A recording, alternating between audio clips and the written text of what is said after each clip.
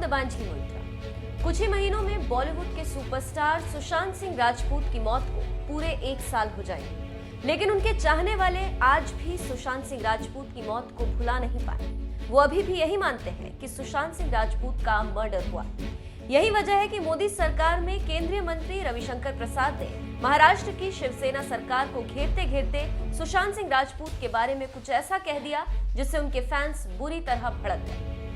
दरअसल महाराष्ट्र की उद्धव ठाकरे सरकार इस वक्त 100 करोड़ की वसूली के मुद्दे पर बुरी तरह से घिरी हुई। इसी मुद्दे पर मंगलवार को प्रेस कॉन्फ्रेंस करने आए बीजेपी नेता और केंद्रीय मंत्री रविशंकर प्रसाद ने उद्धव ठाकरे सरकार को निशाने पर लेते हुए कह दिया कि हम जब भी कोई आरोप लगाते हैं तो महाअघाड़ी को गिराने की साजिश है, महाअघाड़ी को बदनाम करने की साजिश है। इसके बाद रविशंकर प्रसाद ने कई और घटनाओं का जिक्र किया और इसी दौरान उन्होंने सुशांत सिंह राजपूत का भी मुद्दा उठा दिया, जिसके बाद से सोशल मीडिया पर बवाल मचा हुआ और लोग उन्हें बता रहे हैं कि एसएसआर वाज किल्ड। आरएस प्रसाद कि हम कुछ भी कहते हैं तो महाअघाड़ी को गिराने की साजिश है ना, महाअघाड़ी को बदनाम करने की साजिश है। याद होगा कि साधु पालाघार में उनको मारा गया था, याद होगा आपको, पुणे के नजदीक बुरी तरह से मारा गया था। देश में बहुत चिंता हुई थी, उस पर डिमांड क्या इंक्वायरी होनी चाहिए। अघाड़ी की सरकार को बदनाम करने की कोशिश है, पुलिस ने कोई कार्रवाई नहीं की। आपको याद होगा, आपको याद होगा कि एक नेवी का एक ऑफिसर को बुरी तरह से मारा गया था, एक्स नेवी ऑफिसर शिवसेना के गुण शर्मा जी को। वो विषय राष्ट्र में उठा, हमारी महाअघाड़ी सरकार को बदनाम करने की कोशिश है। सुशांत सिंह राजपूत के दुर्भाग्यपूर्ण आत्महत्या को लेकर देश में एक जबरदस्त गुस्सा था, उसका मामला चल रहा था, तो महाअघाड़ी सरकार को गिराने की कोशिश है। आपको याद होगा कि 2 मंत्रियों को लेकर काफी विषय आया था, एक धनंजय मुंडे हैं और दूसरा कौन है, संजय राठौड़। वो विषय क्या था मुझे आपको बताने की जरूरत नहीं, आप सभी जानते हैं। वो विषय उठाया गया, हमारी महाअघाड़ी सरकार को गिराने की कोशिश है। अब जब भ्रष्टाचार का विषय उठाया जा रहा है तो फिर वही तर्क दिया जा रहा है। भाई आपकी महाअघाड़ी इतनी कमजोर है क्या? अपने बयान में केंद्रीय मंत्री रविशंकर प्रसाद ने यह कह दिया कि सुशांत सिंह राजपूत ने आत्महत्या की थी। बस इसी के बाद सुशांत के फैंस जैसे रविशंकर प्रसाद पर टूट पड़े और इस मुद्दे पर तरह तरह की प्रतिक्रियाएं आ रही। एक ट्विटर यूजर ने लिखा, कितने शर्म की बात है, हम सुशांत सिंह राजपूत के लिए न्याय की मांग करते हैं, उसे मारा गया। सुशांत की एक फैन ने लिखा, सलमान खान ने आपकी बेटी की शादी अटेंड की थी, क्या सिर्फ इसलिए आप सुशांत सिंह के मर्डर को सुसाइड कहेंगे? जेरी नाम की यूजर ने भी लिखा, शाहरुख खान और सलमान खान ने आपकी बेटी अदिति प्रसाद की शादी अटेंड की थी, क्या यही वजह है कि आप सुशांत सिंह राजपूत की मौत को सुसाइड कह रहे हैं?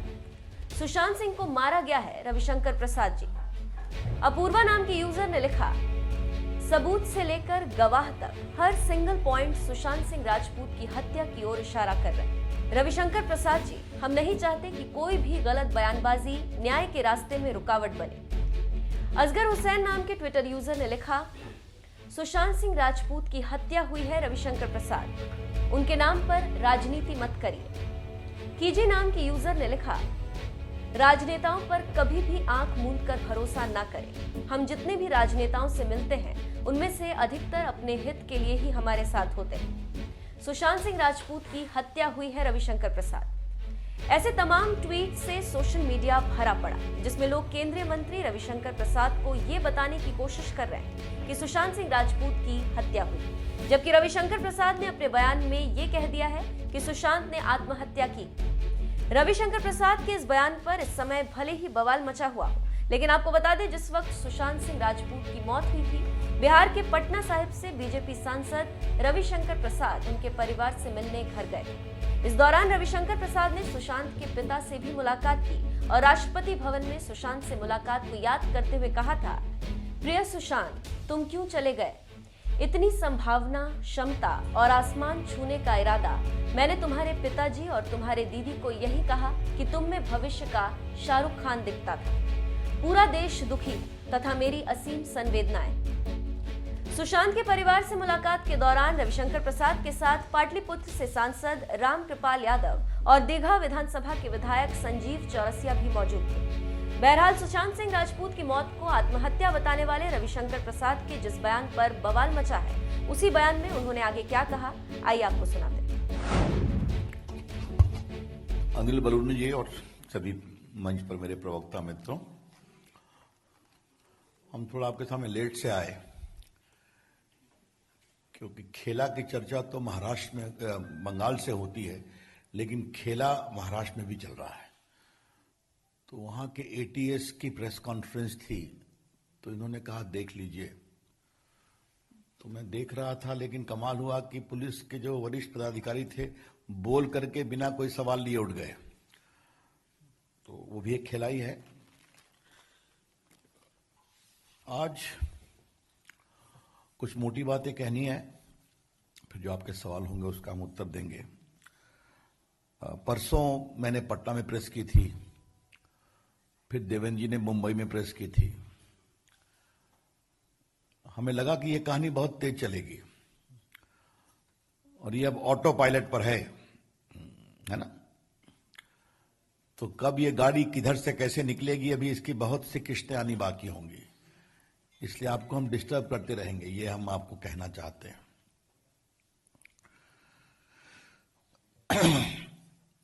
महाराष्ट्र में मित्रों जो हो रहा है वो विकास नहीं है, वो वसूली है।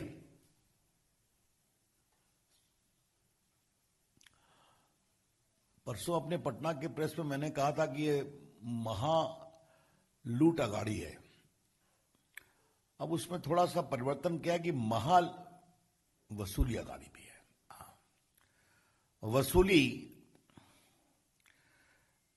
वो एक कहावत है ना, democracy is for the government, for the people, by the people, है ना। तो एंड ऑफ द पीपुल। तो महाराष्ट्र गवर्नमेंट इज ऑफ वसूली, फॉर वसूली, बाय वसूली। ये इसका टेक्स्ट बुक केस वहां पर आ रहा है।